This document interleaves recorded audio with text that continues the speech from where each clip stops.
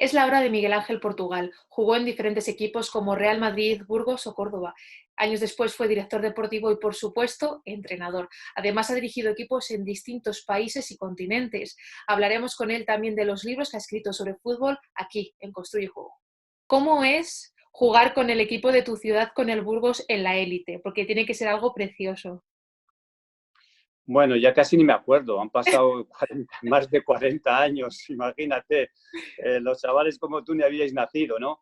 Pero bueno, es la ilusión de todo chaval de la ciudad de donde nace, ¿no? Empezamos a jugar a fútbol allí en campos que ni te lo imaginas, porque claro, todo ha cambiado tantísimo. Claro. Cuando nosotros empezábamos en los campos de Palla Fría, que ahora están tan bien, entonces eran de tierra o de mala hierba y nos teníamos que bañar y duchar, ¿sabes dónde? En el río. Allí nos quitábamos el barro de las botas y allí nos lavábamos lo que podíamos la cara para luego ir a coger el autobús y volver a casa. O sea, que eran otros tiempos diferentes, muy diferentes. Se ha perdido un poco ese romanticismo del fútbol de antaño, ¿no? Bueno, es lógico. En la vida se ha perdido el romanticismo en casi todas las cosas. Yo creo que hemos evolucionado, hemos llegado a estar en un país de bienestar fenomenal. Espero que sigamos estándolo. Pero de verdad que el fútbol de antes pues, era totalmente diferente. Pero es igual, es que todo ha evolucionado. Y si a los que jugaban en los años 40 les preguntas sobre los que jugábamos en el año 70, 80, pues te dirán lo mismo. No, es que el fútbol ha cambiado muchísimo. Siempre parece que cambia, pero evoluciona menos el fútbol en sí, no la sociedad. El fútbol en sí, o sea, digamos, la filosofía del fútbol, los sistemas, los modelos, las estrategias, evoluciona mucho menos de lo que nosotros pensamos. Al final es meter gol. Al final es un equipo ataque y el otro defiende. Y que se las arme cada uno como pueda. Pero eso ha sido al principio del fútbol y seguirá siendo al final del fútbol. Y hay 11 contra 11, un árbitro y unas superficies determinadas. Y no hay más, no hay más. Así que no eres muy nostálgico. No, a mí siempre me ha gustado evolucionar, siempre me ha gustado innovar. Desde que empecé como jugador siempre me gustaba ver los grandes jugadores por si les podía imitar. Y como entrenador, pues también me ha gustado ver grandes entrenadores cuando yo empezaba, para luego, si puedo sacar conclusiones, aprender algo y luego diseñar mi propia filosofía y mi propia metodología, pues mucho mejor, porque siempre todos tenemos una base de quién fijarnos, ¿no? Como jugador y como entrenador. Yo la he tenido y bueno, supongo que de mí, algún jugador que ha estado conmigo, pues la seguirá teniendo también. ¿Y en quiénes te fijaste tú, tanto como jugador como entrenador? A mí me encantaba Johan Cruyff como jugador, por la elegancia, el estilo, la filosofía que tenía de juego. Siempre me ha gustado como jugador, ¿no? En España yo era de un jugador que era todo furia, casi un poco todo lo contrario que yo, ¿no? Que era Pirri. Pero bueno, era el ídolo en el Real Madrid. A mí siempre me gustó el Real Madrid desde pequeñito y entonces era Pirri. Y bueno, aunque no teníamos características muy parecidas, pero siempre era mi ídolo por su personalidad y por su carácter sobre todo. Pero luego Cruyff como jugador era al que me gustaba verle jugar e incluso trataba de imitarle en algunas cosas. ¿Y como entrenador también Cruyff? No, como entrenador he tenido entrenadores que me marcaron mucho en el Madrid, sobre todo uno, Bujarin Boscot, que llegó con unas innovaciones del fútbol de espacios reducidos que en España no había. Y estuve 4 años con él y la verdad que aunque con él no fuera un titular, no fui titular, sino que jugué, bueno, más bien suplente, pero bueno, yo no teníamos una buena relación, pero he de reconocer que como entrenador me enseñó muchas cosas de las que he aprendido y que he puesto en escena yo también, lo que muchas veces no tiene nada que ver, que no cuenten contigo para aceptar y comprender que fue un gran entrenador. Un día me lo encontré en Yugoslavia, ya cuando yo era jefe de scouting del Real Madrid y en este sentido, pues bueno, estuvimos hablando y me decía, Miguel Ángel, es que tú eras muy joven, pero bueno, me lo decía con mucho cariño. Hemos hablado cómo es ser jugador del Burgos siendo de Burgos, pero ¿cómo es para un niño de esa época jugar en el Real Madrid?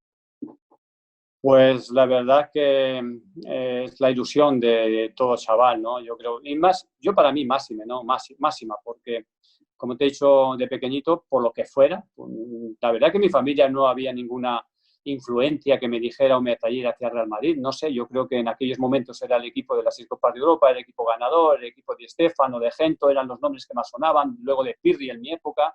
Y bueno, y vas asociándote al equipo que gana. Casi siempre de niño te gusta el equipo que gana. Claro.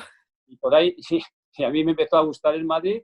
Y bueno, ya cuando llegué a la etapa profesional, pues fue una ilusión tremenda que se fijara en mí el Madrid. A mí me habían fichado ya con 17 años, pero por una serie de circunstancias, pues bueno, decidieron que no iba a seguir en la casa, en la cantera del Madrid, y me volví al Burgos. Y luego me ficharon de profesional a los 3 años. O sea que creo que fui el primer jugador que en la Casa Blanca no dio continuidad de juvenil, y después le tuvieron que fichar. Después ya ficharon a algún jugador más, pero yo creo que fui el primero. Rectificar es de sabios, entonces. Pues bueno, sí, la verdad que sí. Además, yo siempre creo que fue beneficioso para mí, porque muchas veces cuando estás en la cantera te duermes un poco, ¿no? Parece que ya lo tienes todo conseguido y el salto al primer equipo es mucho más grande. Muchos de los jugadores, la mayoría de los jugadores que estaban conmigo en el equipo amateur, no llegó ninguno. Todos decían, bueno, si es al que le echaron y es el que ha llegado.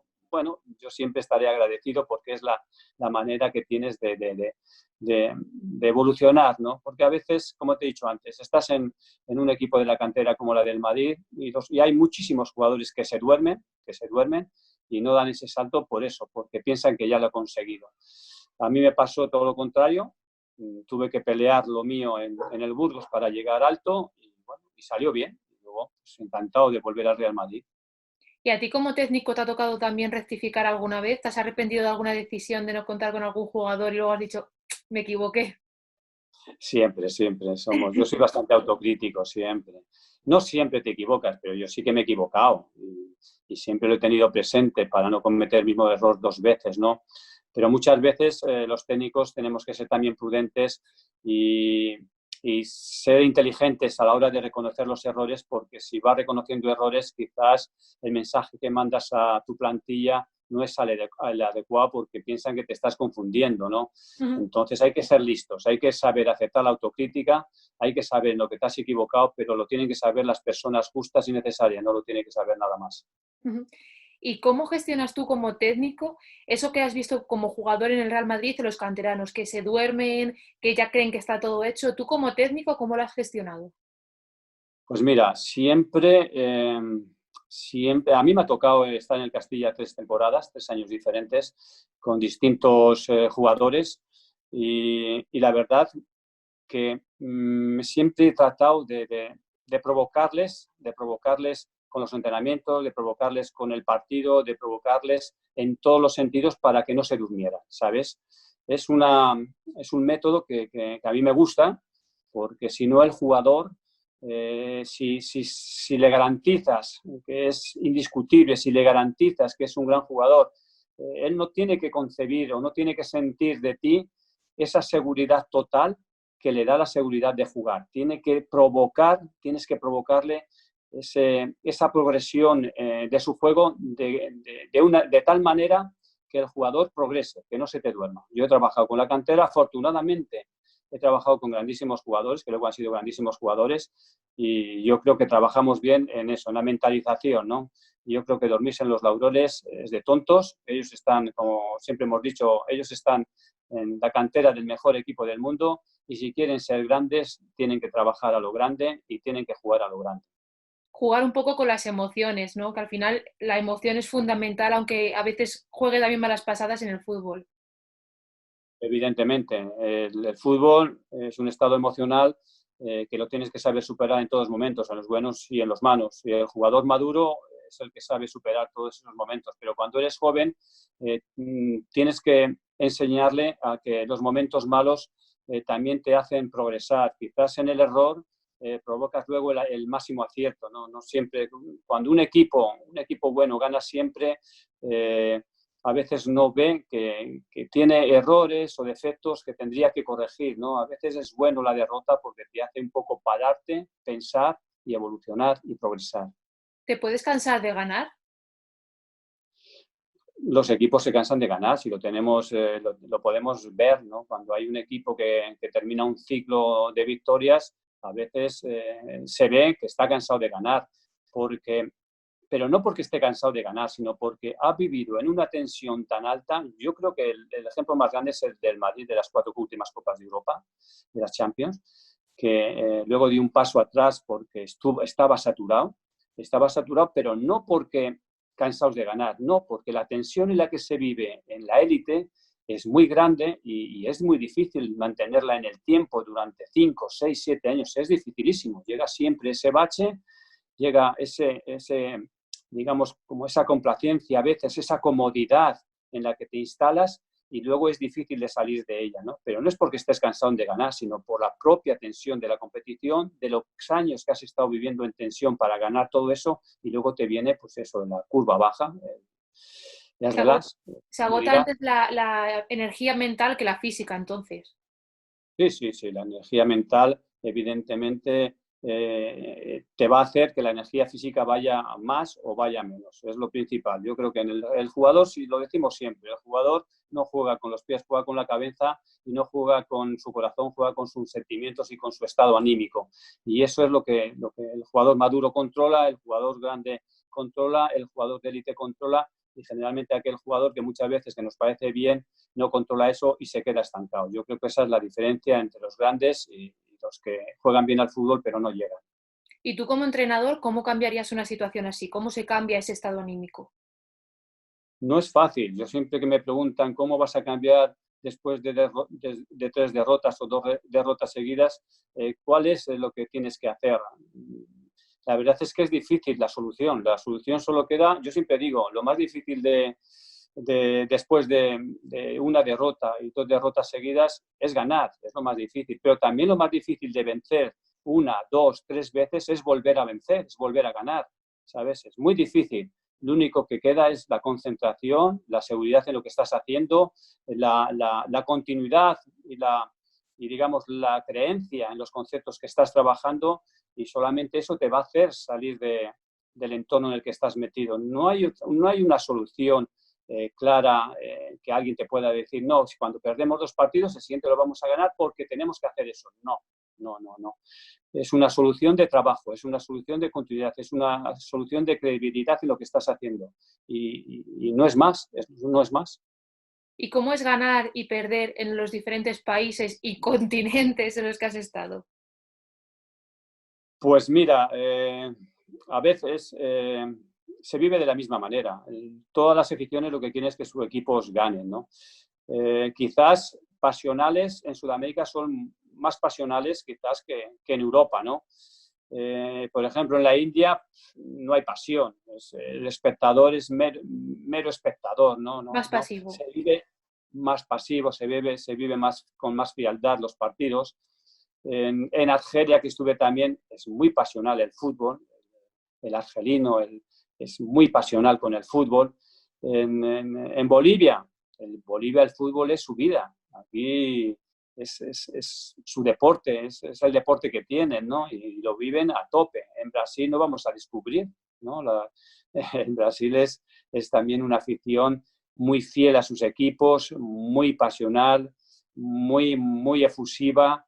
Y bueno, yo creo que en Sudamérica, en líneas generales, el fútbol es más pasional y en Europa quizás ahora se vive de una manera más fría, ¿no? Más de espectador, ¿sabes? Yo creo que esa es la variante que puedes notar en los países que has estado. ¿Y en el juego hay mucha diferencia? En el juego, sí. Yo creo que mientras en Europa se evolucionó hacia una metodología y un trabajo diferente y ahí hemos ido evolucionando, en Sudamérica están empezando ahora, pero ha evolucionado más tarde, aunque ahora ya la Conmebol, por ejemplo, ya en sus congresos ya insta a que los entrenadores a las innovaciones, a importar entrenadores de los países europeos y con esa importación de entrenadores, de seleccionadores de Europa, yo creo que se está innovando y se está cambiando un poco la filosofía que había en el fútbol sudamericano para seguir un poco a la rueda de lo que es el fútbol europeo. ¿No crees que en el fútbol europeo, lo que estamos hablando de que ya ha evolucionado un poquito más, se ha perdido un poco la creatividad y es en Sudamérica donde todavía queda un poco de esa creatividad? Y si evoluciona Sudamérica también, ¿dónde va a quedar la creatividad en el fútbol? La No, picardía, yo creo diría que yo. el jugador sudamericano es creativo de por sí. La filosofía suya es la de jugar al fútbol. El fútbol de las favelas, el fútbol de los potreros, ese fútbol de donde han salido muchísimos jugadores grandes como Maradona o como Riquelme. Yo creo que todos esos, o como Ronaldinho, bueno, muchísimos jugadores, ¿no? De ese tipo de manera de jugar, ¿no? Cuando eres niño. Pues yo creo que eso va a seguir existiendo, ¿no? La creatividad no muere, la creatividad, el que lo tiene por identidad propia de estos países la tiene, ¿no? Nosotros hemos evolucionado, yo creo que hemos evolucionado. España dio un vuelco muy grandísimo del fútbol que se practicaba en los años 70, 80, que era un fútbol quizás basado más en el trabajo, se evolucionó hacia el trabajo más del juego de elaboración, del juego de combinación, y hemos vivido unos años dorados y yo creo que seguimos viviendo todavía. Fuimos, digamos, un poco la insignia de ese fútbol de elaboración, de ese fútbol de juego de posesión y seguimos siéndolo. Yo creo que lo que en el fútbol nunca debe morir es el otro fútbol, el fútbol, digamos, de contención, el fútbol de contragolpe, el fútbol porque es la esencia. El fútbol no puede ser siempre lo mismo, tiene que haber variantes, tiene que haber distintas filosofías, distintas ideas, y eso es lo bonito del fútbol, ¿no? No, por decirlo de alguna manera, no es lo mismo la filosofía, por ejemplo, que pueda tener Vicente del Bosque que la que pueda tener Simeone. Son totalmente diferentes, pero son necesarias, ¿no? Yo creo que eso es el enriquecimiento del fútbol. No se puede ir siempre en la misma dirección. No, los entrenadores somos diferentes y cada uno tenemos nuestra filosofía. Y como te he dicho antes, en el fútbol lo importante es que juegan 11 contra 11 y lo importante es ganar. ¿Y cómo? Cada uno se averigua la vida.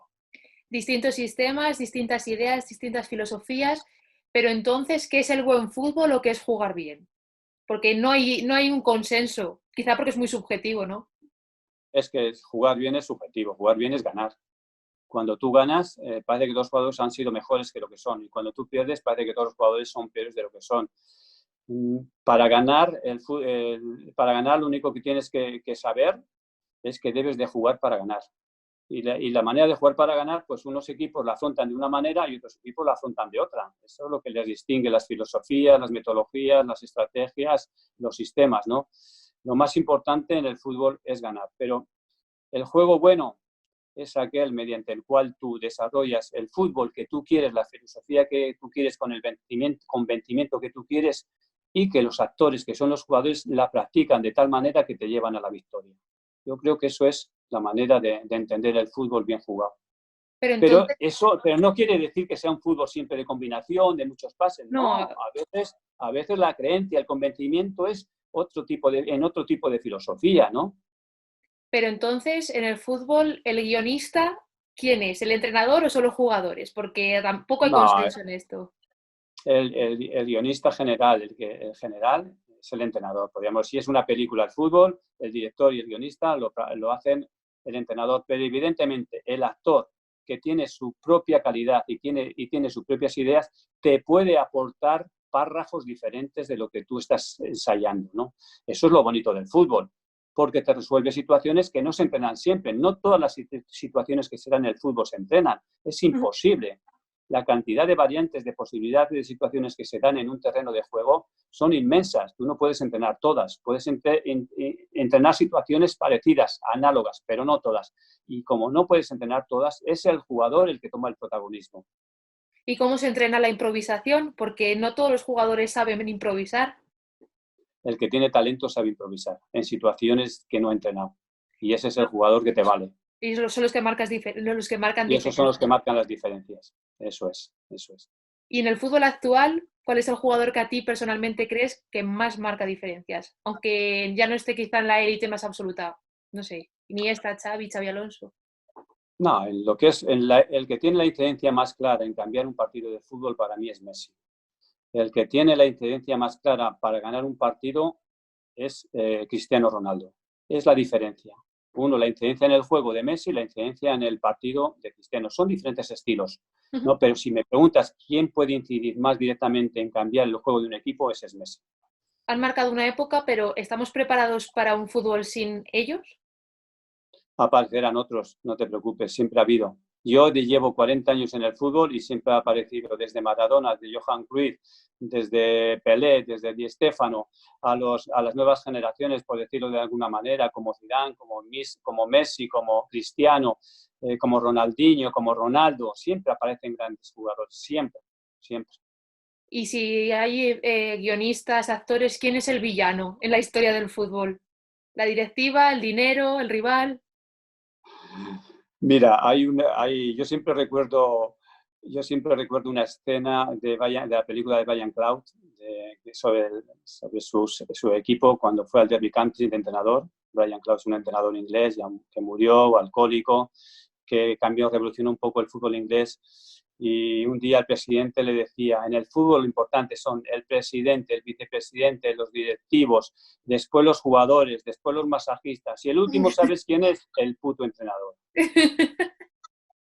¿Y cómo se consigue la retroalimentación de la que hablábamos, de la que me hablabas con los jugadores? Eso de que el jugador sepa sumarle al entrenador. Lo primero, el que tiene que convencer es el entrenador, a sus jugadores, de que tienen el entrenador que les va a hacer jugar al fútbol y que les va a hacer más grandes de lo que son. Eso es lo primero. El convencimiento empieza porque el jugador esté convencido. A partir del convencimiento del jugador es fácil para el entrenador. Lo más difícil del entrenador, por decirlo de una manera, es entrar bien en el vestuario. Si tú entras bien en el vestuario, si el jugador te entiende, comprende lo que quieres y está convencido de lo que hacemos es lo mejor, es muy fácil. El problema en el vestuario viene cuando las discrepancias, cuando el convencimiento no existe, cuando llega la derrota y salen los trapos sucios, porque en la victoria siempre es todo loable, pero en la derrota es cuando se ven los buenos y los malos vestuarios, ¿no? Y ahí es donde se nota la mano del entrenador muchísimo, porque es donde se nota si ha habido o hay un convencimiento o simplemente es una pausa en la cual has estado ganando por casualidad, pero llega la derrota y te salen los trapos sucios, ¿no? ¿Y es esa primera toma de contacto, esa primera charla, la que define un poco esa confianza o es el devenir de los partidos y de las jornadas? Pues mira, yo cuando era jugador he tenido de todo. Ha entrado un entrenador al vestuario y yo he dicho, joder, este no tiene ni idea, no sabe por dónde va. Y después te ha cambiado totalmente. Y otros que parece que venían amparados por una gran trayectoria y dices, joder, madre mía, luego te desilusiona, ¿no? Puede pasar cualquier cosa, ¿no? Pero sí que es verdad que en los primeros instantes, en los primeros días de la relación entrenador-jugador, es cuando debe haber un poco más eso que te he dicho, de la confianza y del convencimiento de lo que haces, de tu filosofía y que el jugador lo deba entender, qué es lo que quieres, y es importante. El jugador te debe, digamos, conocer enseguida, pero saber que sabes de fútbol, que sabe lo que tienes entre manos y eso es su convencimiento. Por decirlo de alguna manera, si te pilla en alguna trampa, en algo que tú has dicho o has hecho, que el jugador pueda decir, hostia, no sé, empiezan los problemas, ¿no? El jugador es listo. Cuando tú abres la puerta del vestuario, el jugador te está observando, expectante, a ver qué es lo que dices, a ver qué es lo que haces. Y ese momento es también fundamental. Gestiona la decepción del jugador al entrenador, cuando es al revés, cuando es el jugador el que decepciona al técnico? Bueno, puede pasar también. Porque tienes muchas expectativas de un jugador que tú conocías y que pensabas que era de una manera y es de otra, ¿no? Entonces tienes que tener también mucha mano izquierda porque las relaciones con el jugador te van a tener que durar durante todo el año. No puedes tomar caminos drásticos con nadie. Yo soy de las personas que piensa que en la moderación, en el entendimiento, en el diálogo siempre está la respuesta, ¿no? Pero sí que es verdad que a veces tienes muchas expectativas en un jugador y no te las da. Pasa igual que con los entrenadores, tienen muchas expectativas en un entrenador y luego no te las da. Aparece la frustración, por ejemplo, después de tres derrotas. ¿Cómo gestionas tú esa frustración sin que afecte al grupo, claro?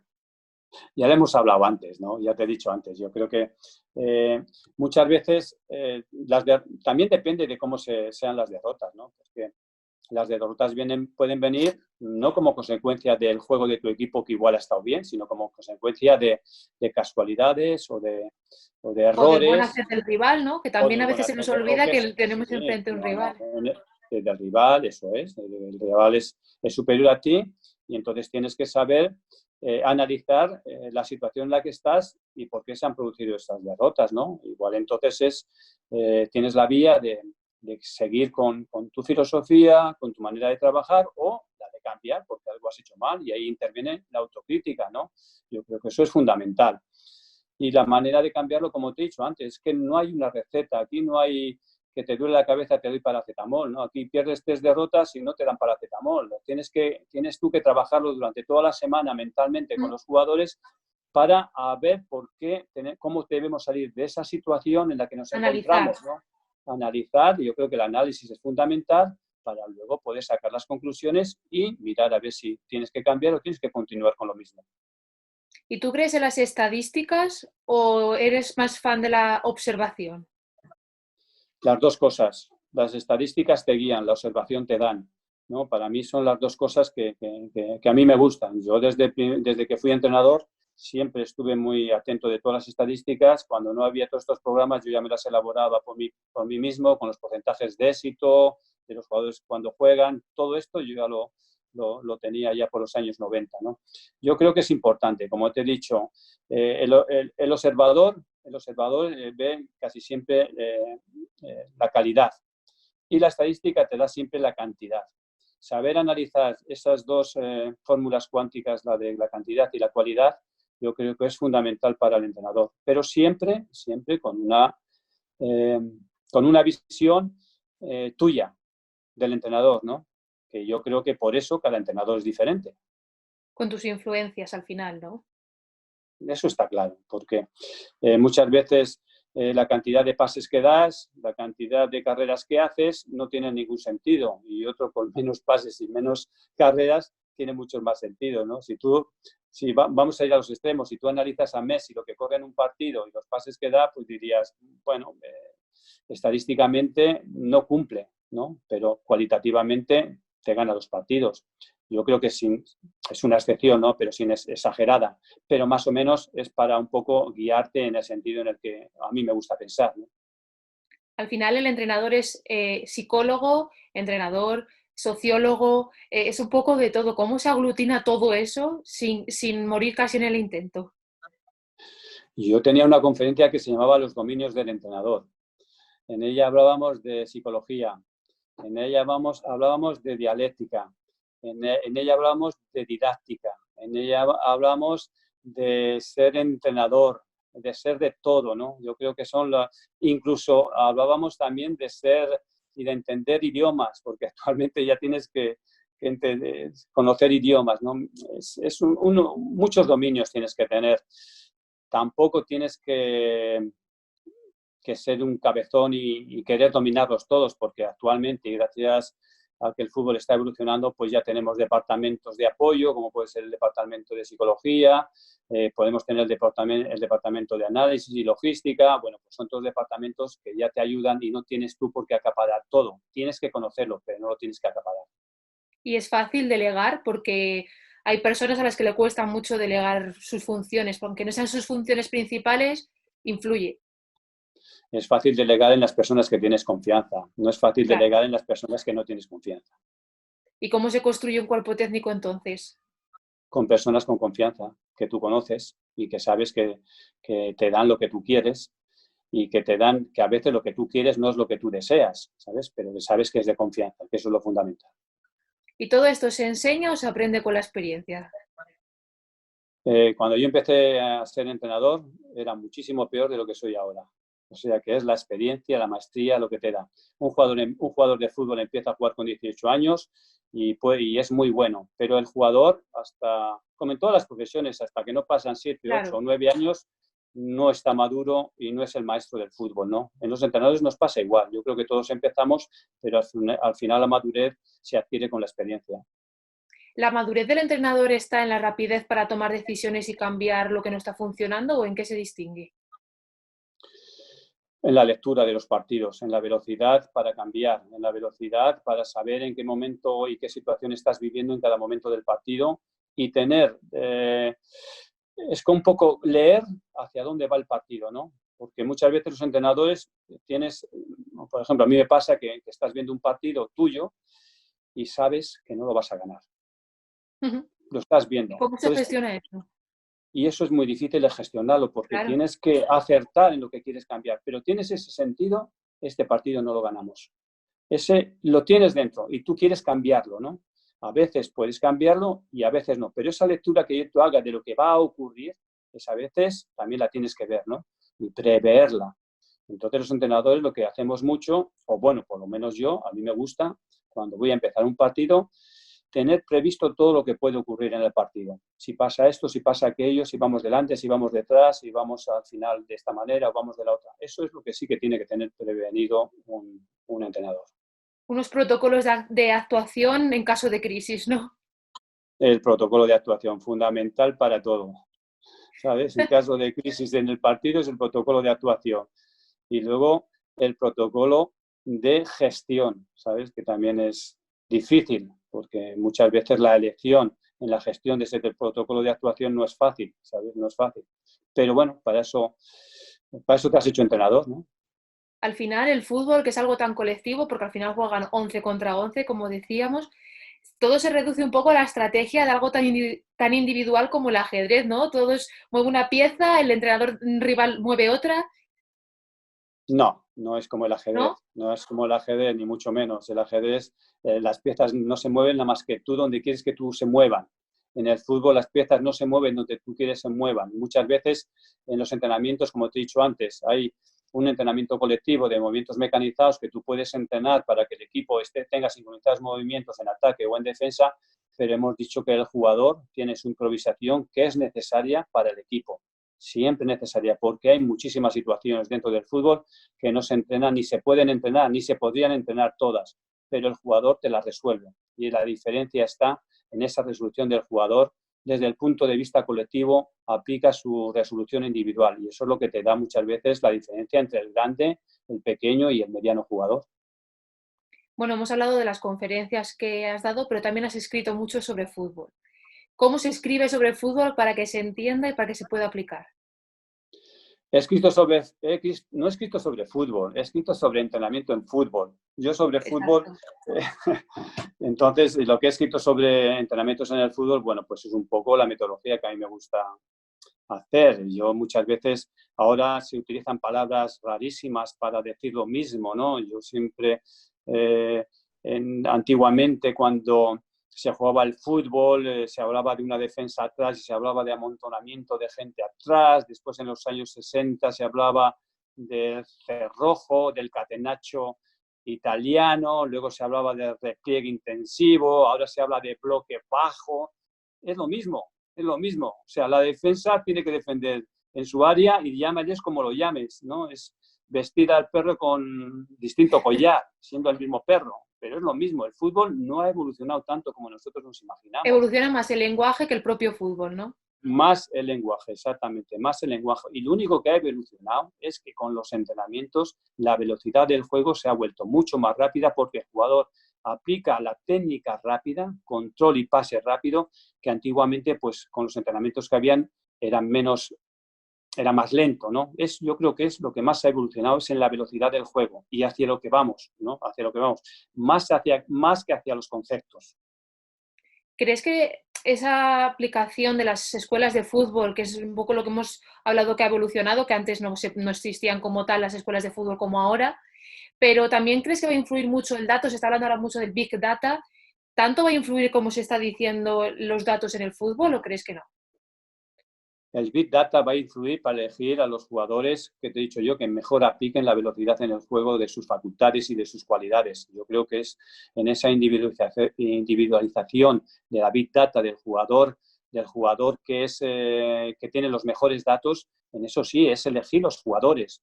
En eso se va a evolucionar y vas a evolucionar hacia lo que te he dicho antes, es la velocidad en el juego lo que va a evolucionar. No, en los conceptos van a ser muy parecidos, es defender y atacar en un espacio determinado. de 100 por 60 o 68 por 104, lo que tú quieras, ¿no? Con un árbitro y unas reglas. Y en el fútbol, de las cosas que más han hecho evolucionar al fútbol no han sido ni los entrenadores ni los jugadores, han sido las reglas. Claro. Las reglas han provocado muchos cambios de sistema, muchos cambios de juego y sobre todo la regla del fuera de juego, ¿sabes? Yo creo que en las reglas también hay una oportunidad de ver evolucionar al fútbol. Es la única manera entonces, las reglas.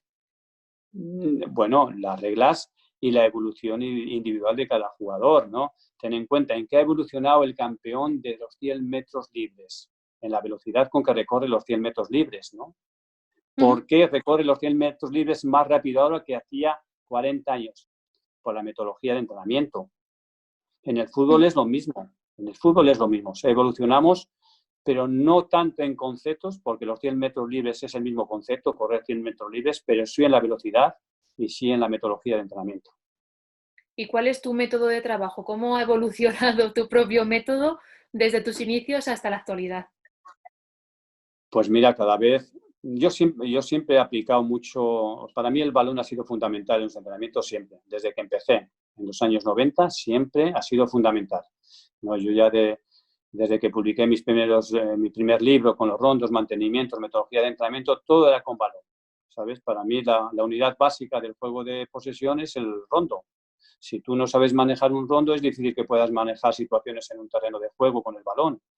Contra más ágil y más rápido y tenga la técnica más rápida en un rondo, en un mantenimiento, vas a manejarte mucho mejor dentro de un terreno de juego. Son las unidades básicas para el juego de elaboración, ¿no? Y a partir de ahí ya desarrollas todo lo que tú quieras, todas las unidades tácticas, pero la base es el juego de posesión, los rondos, mantenimientos, eso es la base del juego de elaboración. Y ya para ir acabando, porque se nos acaba un poquito el tiempo, ¿cómo fue para ti jugar, por ejemplo, la Copa Libertadores, algo así? ¿Cómo se vive todo eso en primera persona? Pues a mí siempre he dicho que me gusta mucho la Copa Libertadores. La he jugado con 3 equipos diferentes. La he jugado con el Atlético Paranaense, con el Bolívar y con el Wisterman. Y la verdad que es muy emocionante, es muy pasional, se vive. Les falta quizás la estructura, la organización que podamos tener en la Champions, pero la pasión la tienen más que de sobra, ¿sabes? Para mí eso es muy bueno y me encanta y bueno, espero que la siga jugando la Copa Libertadores. ¿Pero te gustaría volver a España? Hombre, claro que me gustaría volver a España, pero somos muchos entrenadores y como digo, somos muchos y buenos. Y la gente joven también viene por detrás pegando fuerte, pero sí que me gustaría volver a España y desarrollar un buen proyecto y, bueno, y hacer cosas. Pero es difícil porque cuando uno sale fuera quizás la proyección la tiene más fuera que tu propio país, ¿no? Por las circunstancias. Parece que los nombres se van olvidando y tienen mucha más proyección internacional que en tu país. Pero sí que me gustaría. También has trabajado como director deportivo. ¿Te planteas volver a esa senda o ya solo te gusta entrenar? Hombre, pues según vamos cumpliendo años, igual es una retirada bonita, ¿no? La de ser director deportivo. Sí, no la descarto. Yo creo que a mí casi siempre me ha valorado mucho la gente mi capacidad para la dirección deportiva y sin embargo yo me he valorado más mi capacidad para ser entrenador. He ido un poco a contracorriente, casi siempre han querido que fuera más director deportivo que entrenador, pero a mí me ha gustado ser más entrenador y por eso decidí ser entrenador. No sé ahora con la edad, pues bueno, quizás me lo piense en algún momento y no sería tampoco una mala idea. Yo creo que después de toda la experiencia acumulada, pues también puede ser una buena solución. Y habiendo estado en ambos lados, ¿entiendes como entrenador un poquito más, empatizas un poquito más con el director deportivo o no? Yo siempre que he estado de director deportivo he empatizado mucho con los entrenadores porque les he entendido. Jamás he tenido ningún confrontamiento con ellos.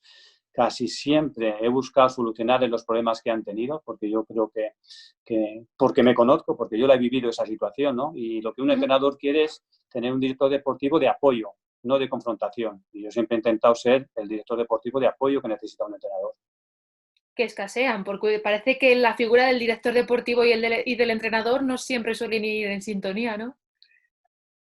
Pero bueno, eso es a veces un error de club, ¿no? Porque a veces tú lo que no puedes hacer es elegir un entrenador y después elegir a un director deportivo. Si tú quieres elegir un entrenador y quieres tener un director deportivo, tendrás que elegir al director deportivo, preguntarle qué es lo que piensa del club, de la dirección deportiva, lo que piensan hacer, cuál es su pensamiento, para que ese director deportivo elija al entrenador que él considere que es oportuno para el club.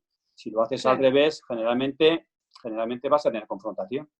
Y para trabajar en los posibles éxitos del club, que trabajen juntos director deportivo y entrenador, ¿no? Porque si los gustos no van acordes es complicado. No, es fundamental, es fundamental. Por eso te he dicho antes, yo creo que el entrenador debe tener máxima confianza en su director deportivo y el director deportivo en su entrenador. Eso no quiere decir que discrepen a veces, ¿no? Porque tienen que discrepar. Pero si tienes confianza, la discrepancia no es disolución, es discrepancia, ¿sabes? Y en esa discrepancia pueden llegar las soluciones. Pero como te digo antes, si hay discrepancia y hay disolución, empiezan los problemas. Bueno, pues ojalá te veamos muy pronto en España, por aquí te esperamos. Y nada, muchísima suerte y a ver cómo se soluciona toda esta crisis. Muchísimas gracias. Venga, muchas gracias y mucho ánimo para todos los españoles, que desde aquí, desde Bolivia, lo estoy viendo con mucha tristeza, ¿no? Con mucha tristeza lo que está ocurriendo, pero bueno, yo creo que saldremos y seguiremos siendo fuertes. Al menos tenemos tus Un abrazo. fotografías diarias en Eso Twitter. es. Bueno, pues un abrazo muy grande para todos y mucho ánimo. Muchísimas gracias.